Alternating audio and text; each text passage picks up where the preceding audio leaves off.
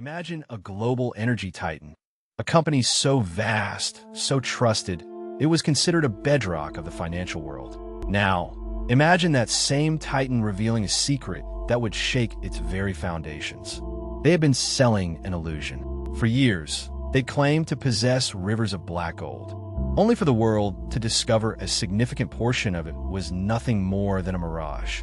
This isn't a story of outright theft, but of a subtler, more insidious deception. A game played with numbers that cost investors billions and shattered a century-old reputation. How did Royal Dutch Shell, a name synonymous with stability, manage to conjure an entire ocean of phantom oil? And what happened when the tide went out? In the cutthroat world of oil and gas, a company's worth is largely tied to its proven reserves. Think of proven reserves as the money you have in a confirmed bank account. Funds with almost absolute certainty you can access and spend. For energy companies, these are the estimated quantities of oil and gas that can be recovered with at least 90% probability under existing economic and operating conditions. They are the lifeblood, the promise of future earnings, the very foundation upon which investor confidence and stock prices are built. Shell, a colossal Anglo-Dutch conglomerate, was one of the biggest players on this global stage, its operations spanning continents, its influence touching every corner of the world. For decades, it epitomized corporate reliability, a blue-chip stock in every pension fund portfolio, a symbol of steady, predictable growth. But beneath this veneer of unwavering strength, a dangerous game was being played with those critical numbers. Shell's journey to global dominance was a testament to ambition and engineering prowess. For over a century, the company had navigated wars, economic depressions, and volatile oil markets, emerging stronger each time. Its dual-listed structure, with roots in both the Netherlands and the UK, had been a complex but effective machine, driving exploration, production, and distribution on an unparalleled scale. Shell wasn't just an energy company. It was an institution, a national champion for two proud nations, employing hundreds of thousands and fueling the world's industries and homes. Its reputation for meticulous reporting and conservative estimates was legendary. Investors flocked to its shares, seeing them as a safe haven, a guarantee of steady returns. The idea that such a venerable company could be anything less than scrupulously honest with its core asset base was almost unthinkable. But as the new millennium dawned, the pressure to maintain growth and satisfy an ever-hungry market began to corrode that bedrock of integrity. The cracks in Shell's carefully constructed facade weren't sudden. They had been appearing for years. From the late 1990s into the early 2000s, internal warnings about Shell's reserve booking practices began to surface. Whistleblowers within the company, often seasoned geologists and engineers, saw the truth firsthand. They knew that many of the proven barrels being reported didn't meet the stringent definitions. The U.S. SEC, the primary regulator for companies listed in America, tightened its rules on classifying proven reserves in March 2002, making it even clearer what qualified and what didn't. Yet, Shell's leadership seemed to ignore these growing alarms. There was an email from Walter van de Vigver, then head of exploration and production, to Chairman Sir Philip Watts, explicitly warning of skating on thin ice and knowingly misrepresented 20% of our reserves. This was not a blind spot. It was a conscious decision, prioritizing short-term stock performance over accurate, truthful reporting. The stakes were incredibly high, but the illusion of stability was too precious to shatter.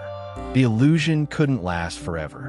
In December 2003, a long-overdue internal review within Shell finally confirmed the widespread overbooking of reserves. The truth was undeniable, and the company had no choice but to confess. On January 9, 2004, the unthinkable happened. Shell publicly announced a staggering 20% downgrade of its proven oil and gas reserves. A colossal 3.9 billion barrels of oil equivalent suddenly evaporated from their balance sheet. The financial world reeled. Shell, the paragon of stability, had just admitted to a monumental deception. The initial shockwave was immense, but it was only the beginning. As the full extent of the problem became clearer, the company announced further downgrades in April 2004. bringing the total reclassification to an eye-watering 4.47 billion barrels. The phantom fortune had vanished, leaving behind only the cold, hard reality of the numbers. And a company in deep crisis, the fallout was immediate and devastating. Shell's market value plummeted by billions, wiping out a significant chunk of investor wealth overnight. The human cost was immense. Pension fund managers, responsible for the retirement savings of thousands of ordinary people, watched in horror as their rock-solid Shell investments became a source of significant losses. For many, it meant delayed retirements, reduced payouts, and a shattering of trust in a company they believed infallible. Industry analysts, who had based their valuations on Shell's reported figures, expressed shock and betrayal. "This is a company that prides itself on its integrity," one reportedly stated, "and this is a major blow to that reputation." The blame quickly fell on the top brass. In March 2004, Chairman Sir Philip Watts and Head of Exploration and Production Walter van de Vigver were forced to resign, followed by CFO Judy Boynton. The company was hit with fines exceeding $600 million to $150 million from the US SEC, £17 million from the UK FSA, and a massive $450 million settlement for a class action lawsuit by enraged shareholders. But perhaps the most profound consequence was the fundamental corporate restructuring of Shell's complex, dual-listed structure, a change resisted for decades. The scandal had forced the hand of history, exposing deep governance failures that could no longer be ignored. The Shell Reserves scandal wasn't just a corporate misstep. It was a stark reminder of how easily even the most established giants can succumb to pressure and compromise their integrity. It exposed the fragility of trust in financial markets and the devastating impact that a lack of transparency can have on ordinary lives.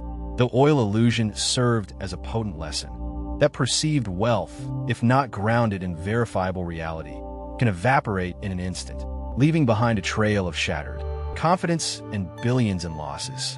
It reminds us that even with the biggest names, the most respected institutions, we must always question what lies beneath the surface.